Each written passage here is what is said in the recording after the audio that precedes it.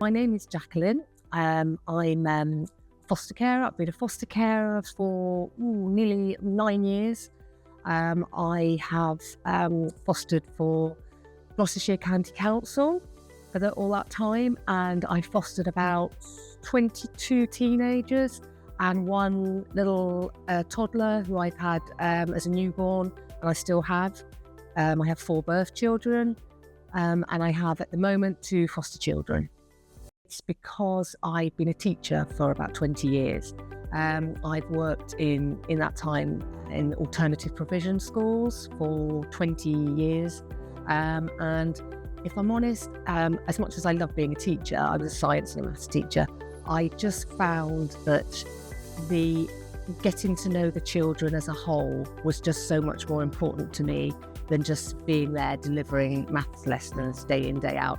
And I just really felt that part of my role was there was just so much more to do for a child as a whole. And I really just got to the point where I thought, you know what, as much as I love being a teacher, I want to do more.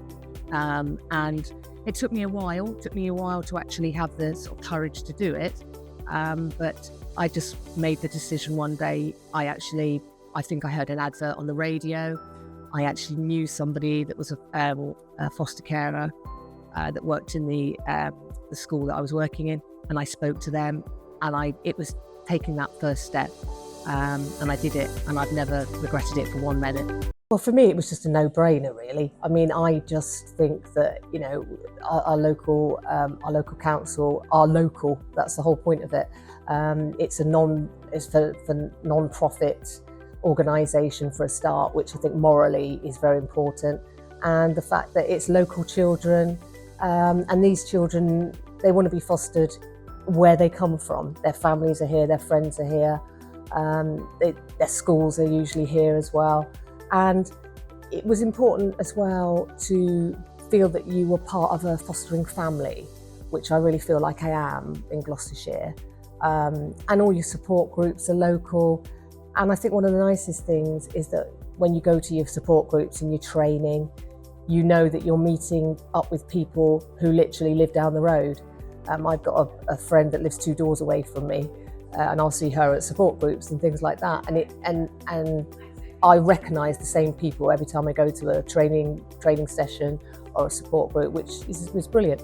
Last February, we went on a little holiday together with the family to the Lake District, and we decided to climb a mountain. The foster child, my 17-year-old, basically like a rat up a drain pipe, up she goes, sits on the top, looking down at me, laughing, finding it highly amusing as I'm clinging onto these rocks.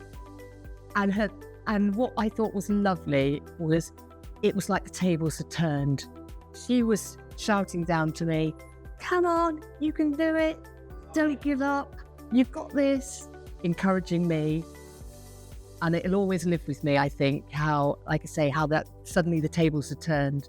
She was encouraging me, and I was in the role of her.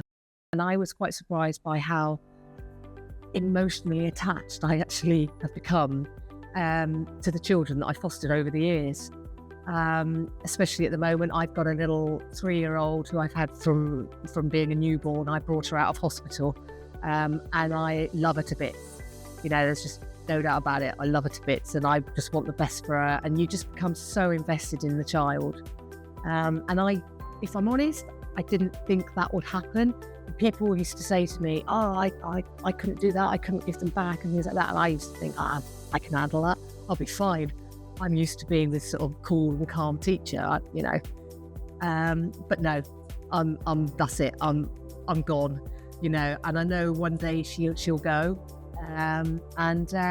Yeah, I won't lie, it will massively affect me, but it's not at the end of the day, I always tell myself it's not about me, it's about her, and that's what's important. But yeah, I could never have predicted how emotionally attached I'd become to them, and I have a 17-year-old at the moment living with me, and it's the same, you know, she's part of the family, and again, you do. It's surprising how much they take over your life and your everything, and you just want the best for them. You have aspirations for them. you care so much about them. And I'll be honest, I didn't think it would be like that. And that's one of the reasons that I love doing it.